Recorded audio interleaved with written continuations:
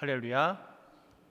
주님 주시는 은혜와 평강이 여러분의 삶과 또 가정 가운데 날마다 함께 하시기를 주님의 이름으로 축원을 드립니다. 알프스에서 있었던 일이라고 전해진 이야기가 한 가지가 있는데요. 한 사람이 산에서 폭설을 만나가지고 길을 잃었습니다. 그는 살기 위해서 하루 12시간씩 걷기 시작했습니다. 눈보라 속에서 발이 얼고 또 손이 굳어가는데도 멈추면 죽는다고 하는 것을 알았기 때문에 걸을 수밖에 없었죠. 계속해서 걸었습니다. 그렇게 열세 날이 지나서야 겨우 구조가 되었습니다. 그런데 나중에 구조대가 그의 이동 경로를 지도 위에 그려보다 보니까 놀라운 사실 한 가지를 확인하게 된 거예요. 그것이 무엇이었냐면 그가 150시간이 넘게 걸었음에도 불구하고 실제로 움직인 범위는 몇 킬로미터를 넘지 못했다고 합니다. 앞으로 나아간 것이 아니라 커다란 원을 빙빙 돌면서 걸어갔던 거예요. 나는 분명히 똑바로 걸었는데 난 한 번도 뒤로 돌아선 적이 없었는데 어떻게 원을 그릴 수 있었을까? 도무지 이해할 수가 없었습니다. 이 독일의 막스 플랑크 연구소가 바로 이 현상을 두고 실험을 했는데요. 사람들에게 위치 추적 장치를 채운 뒤에 이 사하라 사막과 깊은 숲속을 몇 시간씩 걷게 하면서 그 궤적을 기록하게 되었습니다. 그랬더니 해나 달이 보일 때는 사람들이 방향을 잃지 않았다고 하는 것을 확인했습니다. 그런데 밤이 되어서 별이 구름에 가리거나 낮이라도 해가 두꺼운 구름 뒤로 숨어버리면 어김없이 사람들이 이 방향 감각을 상실을 해버리는 거예요. 그래서 본인은 똑바로 걷는다고 걷는데 궤적을 그려보면 여지없이 커다란 원을 그리면서 출발점으로 다시 돌아오게 되었다고 합니다. 독일 사람들은 이 현상에 대해서 링 반데룽이라고 하는 이름을 붙였습니다. 우리말로는 윤형 방황, 그러니까 고리 모양으로 헤맨다고 하는 그런 의미를 가지고 있습니다. 여기서 붙들어야 할 것이 하나가 있습니다. 그들이 원을 그리는 이유는 다리에 힘이 없어서가 아니라 하늘의 기준점이 사라졌기 때문입니다. 사람은 밖에 기준점이 없으면 자기 안에 있는 감각만으로는 절대로 이 직선으로 걸을 수 없도록 지어졌다라고 하는 것입니다. 그럼 어떻게 이 윤형 방향으로부터 벗어날 수 있을까? 가장 좋은 것은 나침판을 가지는 것이겠죠. 바늘이 가리키는 대로 따라가면 되니까요. 근데 나침판이 없을 때는 어떻게 해야 될까요? 저 앞에 보이는 한 지점을 정하는 것입니다. 저 바위라든지 저 나무라든지 저 언덕이라든지 거기까지 걸어가고 도착하면 다시 서서 다음 지점을 다시 한번 정해보는 것이죠. 그래야 원을 그리지 않고 앞으로 나아갈 수 있는 것입니다. 근데 이런 과정 없이 그냥 나는 똑바로 걸을 수 있어, 난 잘 걸을 수 있어 라고 해서 걷게 되어지면 발걸음마다 최선을 다했음에도 불구하고 하늘에서 내려다보게 되어진다고 한다면 그 사람은 원을 그리면서 뱅뱅 돌고 있다라고 하는 것입니다. 이것이 우리의 인생살이와 똑같지 않습니까? 나는 열심히 앞으로 달려간다고 뛰었습니다.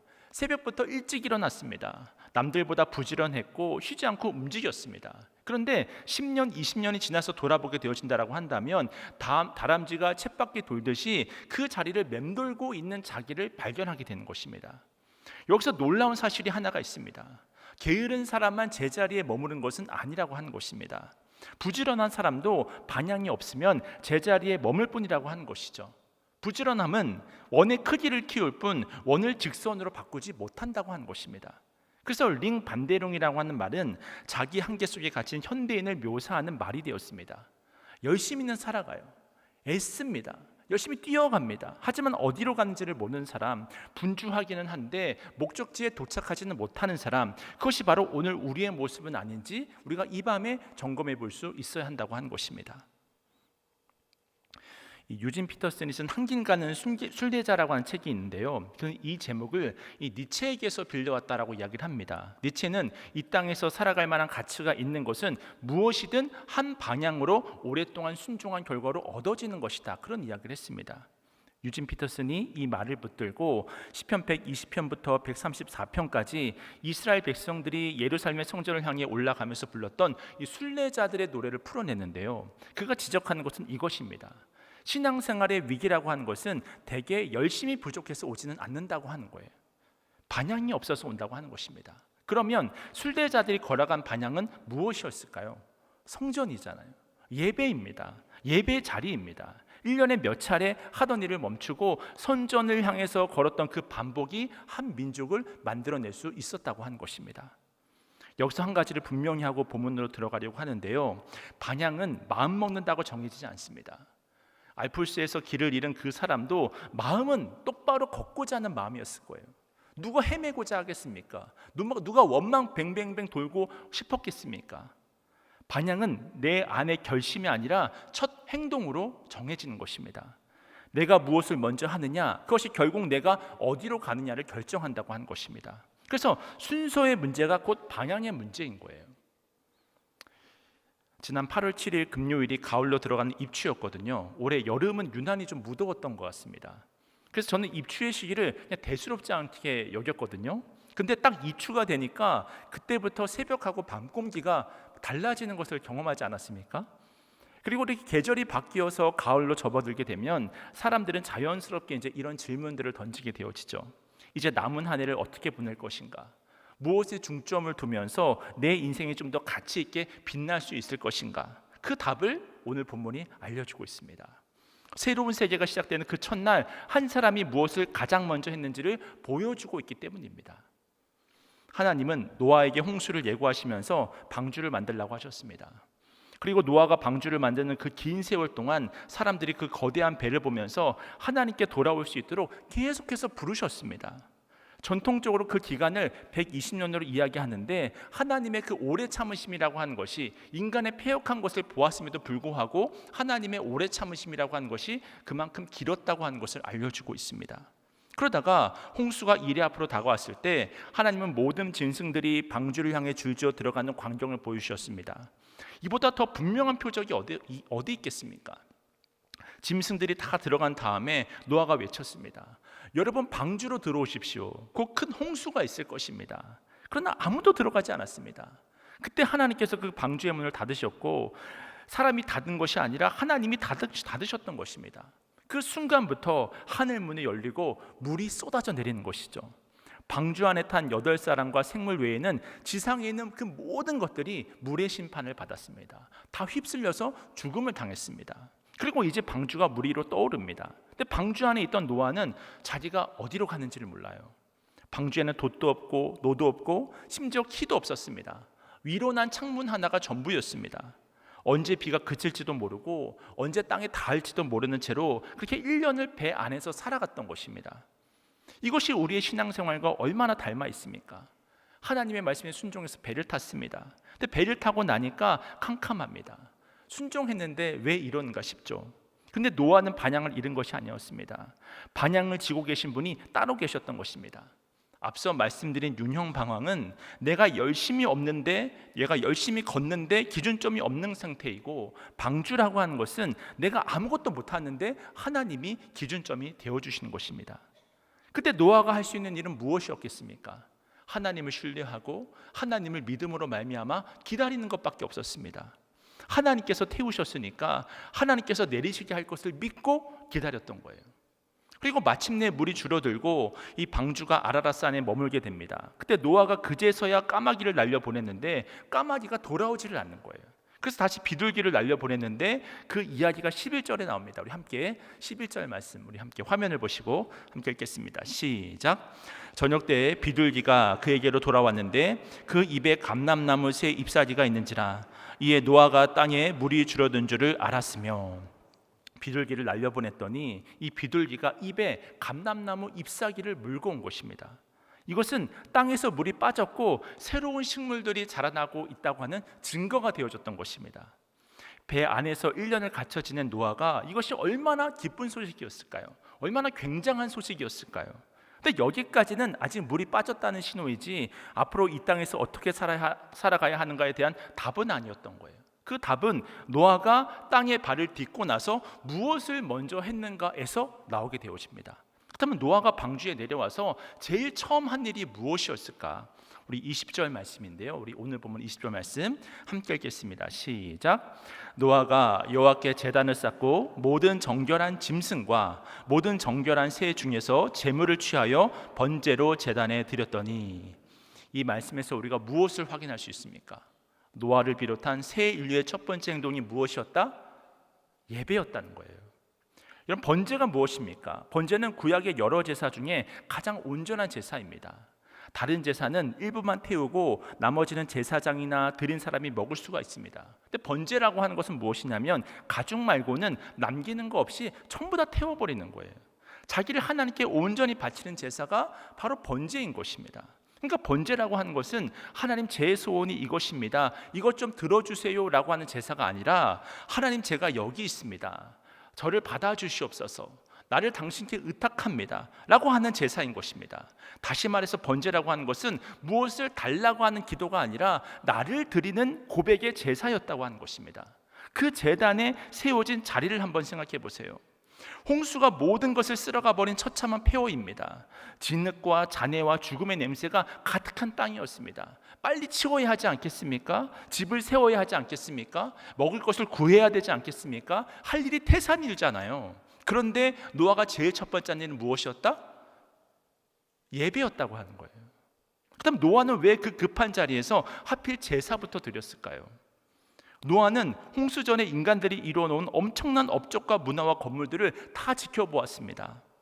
가인의 후예들이 성을 쌓고 도시를 세우고 악기를 만들고 또 청동과 철로 기구들을 만들었다고 창세기 4장이 기록을 해주고 있습니다. 인간이 몸부림쳐 세워놓은 그 위대한 업적들이 얼마나 허무하게 무너지는지를 노아는 두 눈으로 목도했던 거예요. 사실 이것은 홍수만의 이야기가 아닙니다. 세상의 이치라고 하는 것이 원래 그렇잖아요. 달도 보름달로 꽉 차면 그 다음 날부터 작아지기를 시작하고, 또 길도 꼭대기에 다다르다라고 한다면 거기서부터 이제 내리막이 시작되는 것이잖아요. 그런 의미에서 옛사람들이 가장 뜨거운 여름의 한복판에 입추를 정한 것도 참 오묘하다, 그런 생각이 들었습니다. 세상의 권력도 그렇고 사람의 유명세라고 하는 것도 그렇습니다.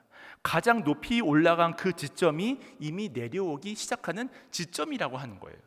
그러니 노아는 가장 소중한 것은 무너지지 않는 것이어야 한다라고 하는 사실을 알고 있었던 것이죠. 그리고 노아가 찾아낸 것은 바로 하나님의 은총이었다고 하는 것입니다. 가장 가치 있는 일은 무엇일까? 내가 이 땅을 밟게 됐을 때 가장 가치 있고 의미 있는 일은 무엇일까? 그것은 바로 하나님과의 관계 회복이구나, 그것을 알고 있었던 것입니다. 그래서 다른 그 무엇보다도 할 일이 아주 많이 있었음에도 불구하고 가장 우선적으로 예배를 드렸던 거예요.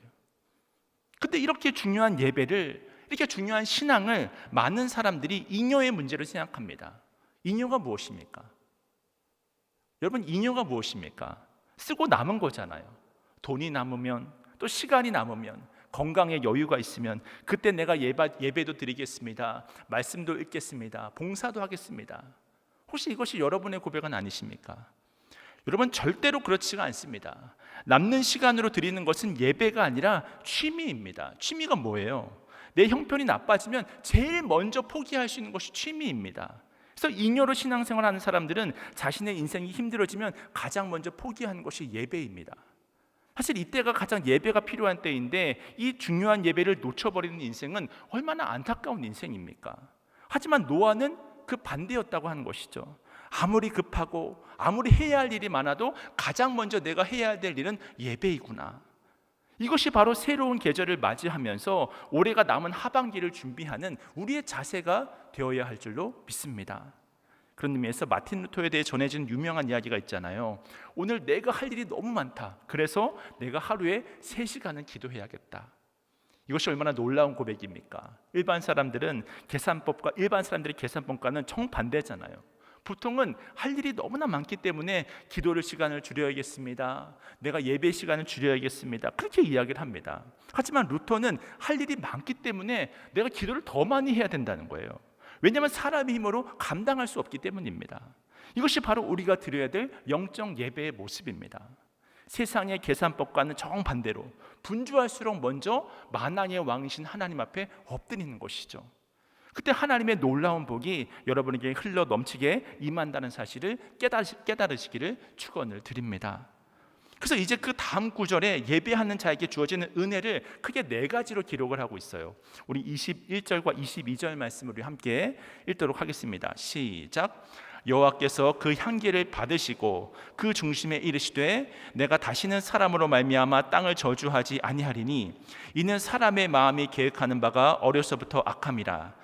내가 전에 행한 것 같이 모든 생물을 다시 멸하지 아니하리니 땅에 있을 동안에는 심음과 거둠과 추위와 더위와 여름과 겨울과 낮과 밤이 쉬지 아니하리라. 아멘.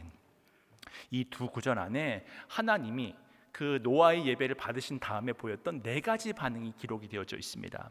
첫째로 받아주시고, 두 번째로는 그 중심을 열어 보여주시고, 세 번째로는 저주를 거두시고 용서를 베풀어 주셨을 뿐만 아니라 네 번째로는 미래를 약속하고 계시는 것입니다.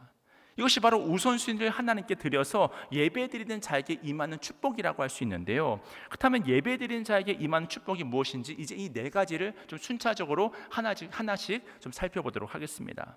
먼저 21절을 보시면요, 여호와께서 그 향기를 받으시고라고 하잖아요.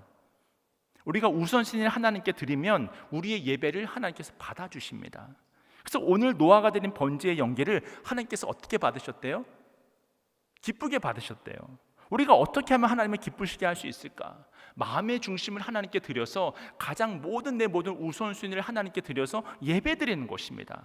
왜냐하면 예배라고 하는 것 자체가 하나님, 나는 아무것도 아닙니다, 나를 받아주세요라고 하는 하나님에 대한 인정이잖아요. 헨리 나우엔이 이 에리미타주 미술관에서 렘브란트의 탕자의 귀향 앞에 여러 시간 앉아 있었습니다. 그리고 나중에 같은 제목의 책을 썼는데 그 그림에서 발견한 것이 이것입니다. 돌아온 아들의 등에 얹힌 아버지의 두 손이 서로 다르게 그려져 있는 것이죠. 한 손은 크고 힘줄이 도드라진 남자의 손이고 다른 한 손은 부드럽고 섬세한 여자의 손입니다. 아버지의 품 안에 아버지의 사랑과 어머니의 사랑을 함께 담아 놓았던 것입니다. 잘 아시는 그림이시죠? 그리고 그 아들을 보게 되어지면 신발은 한 짝이 벗겨졌고 옷은 누더기고 머리는 죄수처럼 깎여 있는 것을 우리가 확인해 볼 수가 있습니다. 그 가져온 것은 자기 자신뿐이었습니다. 근데 아버지는 아무것도 없는 그 탕자를 그냥 있는 그대로 받아주잖아요. 다 태워서 남긴 것이 없는 제사, 가져온 것이라고는 자기 자신밖에 없는 그 노아의 제사였는데 자신의 중심을, 자신의 가장 우선순위를 하나님 앞에 드렸더니 그 예배를 하나님께서 어떻게 받으셨다? 기쁘게 받아주셨다고 하는 거예요. 그것이 바로 예배의 자리입니다. 직장에서 나를 받아주면 그것이 취직이 되는 것이고, 학교에서 나를 받아주면 그것은 입학이 되는 것입니다. 근데 하나님께서 나를 받아주시면 우리의 인생이 열리는 줄로 깨달으시길 축원을 드립니다. 하나님이 나를 있는 모습 그대로 안아주시는 그 순간이 예배의 시간인 거예요. 그래서 예배는 하나님의 그 은총의 문을 여는 열쇠가 되어지는 것입니다. 두 번째로 우리가 예배를 드림으로 나아가면 하나님의 마음을 깨닫게 되는데, 그래서 오늘 보면 21절 말씀을 보시면 그 중심에 이르시되라고 하잖아요. 이 말씀은 본래 하나님께서 속으로 말씀하셨다는 뜻입니다. 사람에게 하신 말씀이 아니라 자기 마음속에서 하신 다짐이라는 뜻입니다. 그래서 이 부분이 놀라운 것이죠. 제단이 세워진 그 자리에서 하나님이 자신의 속마음을 그대로 보여주고 계시다고 하는 거예요. 물론 노아는 홍수 전에도 하나님의 말씀을 들었습니다. 방주를 만들어라, 길이를 얼마로 해라, 폭은 얼마로 하라. 이것이 명령이고 방주에 대한 설계도였습니다. 근데 예배를 드린 다음에는 명령이 아니라 하나님의 중심이 보이는 거예요. 하나님의 마음이 어떤 것인지가 깨달아지는 것입니다. 다시 말해서 하나님의 속마음을 헤아릴 수 있게 되었다고 하는 것입니다. 이처럼 예배라고 하는 것은 우리를 종의 자리에서 자녀의 자리로 옮겨 놓습니다. 종은 명령을 듣지만 자녀는 아버지의 속마음을 깨닫게 된다는 것을 여러분들이 깨달으시기를 축원을 드립니다. 얼마나 복된 시간인가요? 예배가 하나님의 마음을 내가 알 수 있다는 것이. 세 번째로 우리가 예배를 드릴 때 주어지는 축복은 무엇이냐면 저주가 다 물러나고 하나님의 용서가 임한다고 하는 것입니다. 하나님께서 이렇게 말씀하십니다.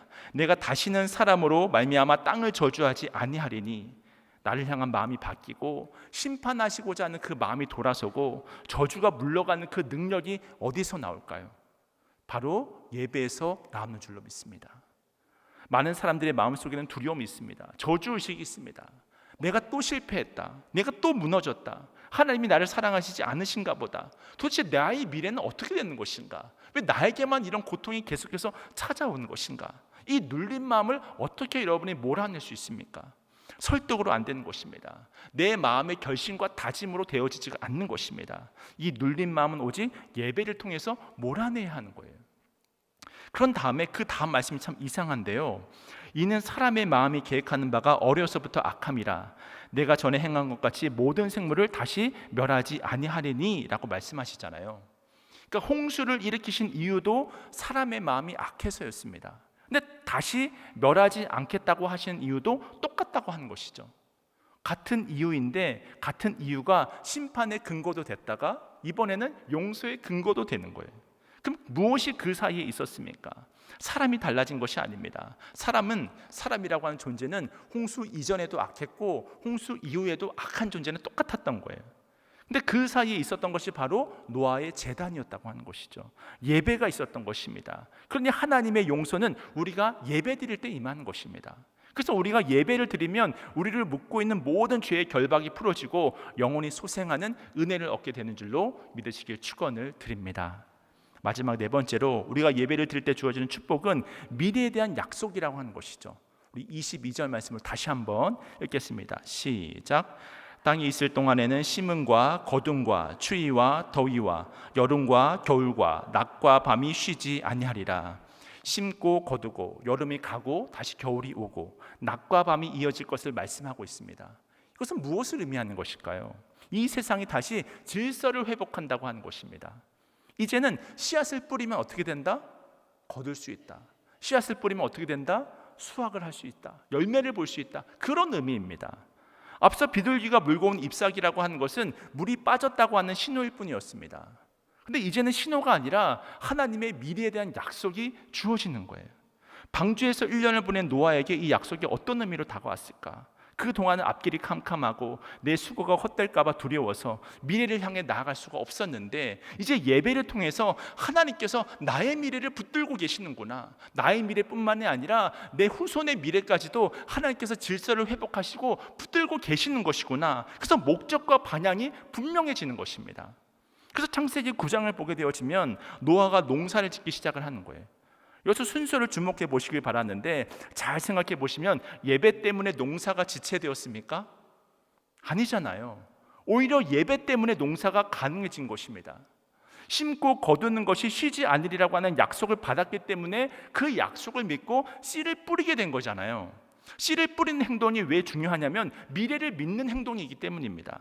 내일이 온다고 믿지 않는 사람이 어떻게 씨앗을 뿌릴 수가 있겠습니까? 그래서 예배가 없으면 씨도 없는 것이고 열매도 없다고 하는 거예요. 그런 의미에서 독일의 신학자 헬무트 틸리케는 예배를 모르는 사람들을 가리켜서 가짜 현실주의자라고 불렀습니다. 가짜 현실주의자들은 이렇게 말합니다. 예배가 무슨 능력이 있나? 이 바쁜 세상에 예배 드린다고 밥이 나오나 돈이 나오나 예배는 현실적이지가 않다. 그런 이야기를 합니다. 그리고는 자기가 대단히 현실적인 사람인 것처럼 말을 하는 것이죠. 이것이 바로 세상 사람들의 특징입니다. 그런데 틸리케는 이것을 가짜라고 말합니다.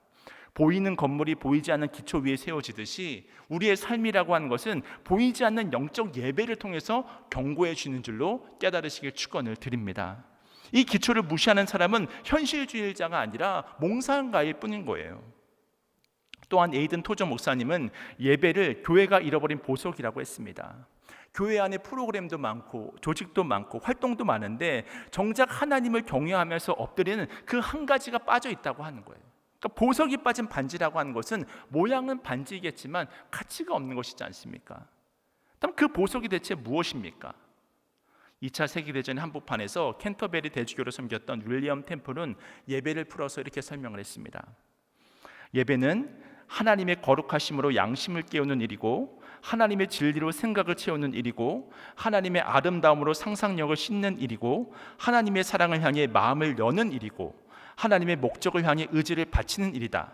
이 모든 것이 한데 모인 것이 예배이며 이것이야말로 인간이 할 수 있는 가장 사심없는 행위다.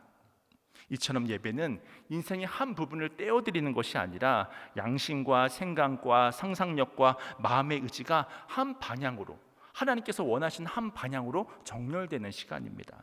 그러니까 예배가 회복되면 사람이 방향을 잡고 질서가 세워지게 되어지는 거예요. 마치 아무리 값비싼 피아노가 있다 할지라도 조율이 되어지지 않는다고 한다면 아무 의미가 없는 것과 마찬가지로 우리의 마음이 예배를 드림을 통해서 정렬이 되고 조율이 되어진다고 한다면 너무나도 아름다운 소리를 낼 수 있는 하나님께서 기뻐하시는 아름다운 악기가 되어지는 것입니다. 그래서 노아가 제단 하나를 쌓았을 뿐인데 세계 전체가 질서가 새롭게 재편되어지고 세워지는 거예요. 희망이 생긴 것입니다. 소망이 생긴 것입니다. 그렇다면 우리는 어떻게 하늘문이 열리는 예배를 드릴 수 있을까? 사실 예배를 드리면 하늘문은 열리게 되어 있습니다. 문제는 무엇이냐면 내 마음의 문이 닫혀 있다고 하는 것이 문제라고 하는 거예요. 그래서 창세기 28장을 보시면 야곱이 베델에서 사닥다리를 보고 여호와께서 과연 여기 계시거늘 내가 알지 못하였다, 그런 고백을 하잖아요.